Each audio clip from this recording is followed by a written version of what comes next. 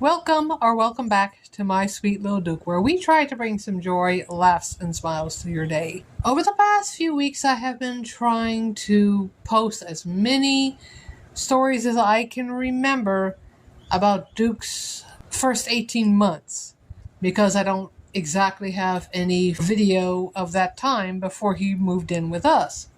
And I have been trying to do some of the most embarrassing stories that I have.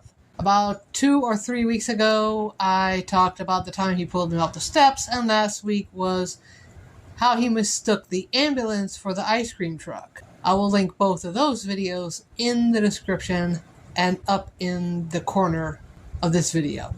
This week, though, is a video about a time that Duke managed to, I don't know if I want to say make both me and his grandmother the laughing stock of the neighborhood, because that's exactly what it feels like.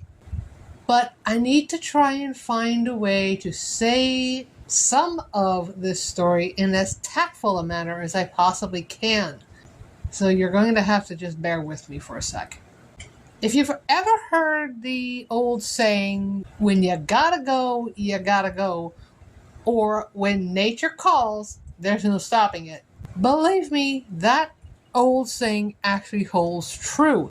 Before I had to stop walking Duke, no thanks to the strays and the other neighbor dogs that tend to get loose, or that one neighbor that just doesn't want me walking my dog in front of their house, yet they can have their dog loose in the neighborhood all they want, and it's perfectly fine. I'll talk about that another time. I used to walk Duke throughout the neighborhood back and forth to our local store. As some of you may already know, it's not that far away. It's less than a quarter-mile round trip. About 7 minutes in total. So Duke and I would take those 7 minutes in the morning and 7 minutes at night. I would say around 5. In the summertime, around 6, because it's still light out. The only problem with trying to do that walk at 5 o'clock in the afternoon is everybody is coming home at 5 o'clock in the afternoon, which means you have to be a little bit more careful with oncoming cars. Do you think Duke was a little bit more careful with the oncoming cars? No, he wasn't. You see, it just so happens that every time a car was coming, this little guy decides to do his number 2, right in the middle of the road. A gravel road, but right in the middle of the road. So of course the car had to come to a complete stop while this person is sitting in their car and waiting for my dog to finish his, and me to pick it up with the little bags I'd carry. I'm mouthing the word I'm sorry, or saying it as loud as I can, hoping that they hear me. And the only thing I got was a shake of the head, a big old smile, and a possible laugh. I swear I was being laughed at. No thanks to him. This went on for quite a while. Yeah, I was trying to break him of that habit. Not easy, when your dog is more stubborn than a mule. I think I'm beginning to see why that guy decided to stop me from walking my dog in front of his house. But I digress. We don't do that anymore. He now goes in the yard. It took about 4 years to train him, but he does go in the yard. But yet, the cars that pass that remember what this little guy has done to all of us in this neighborhood, they can't help themselves when they see me or they see him. They can't help but smile or laugh, stop and ask how he's doing.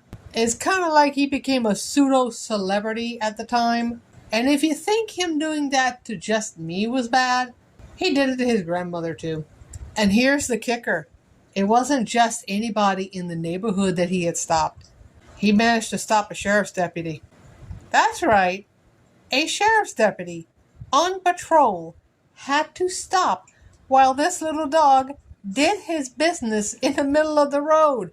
While his grandmother is trying to say, I'm sorry, pull him off the road, which of course you can't do that. That's not going to happen. Believe me, I've tried. And then have to pick it up.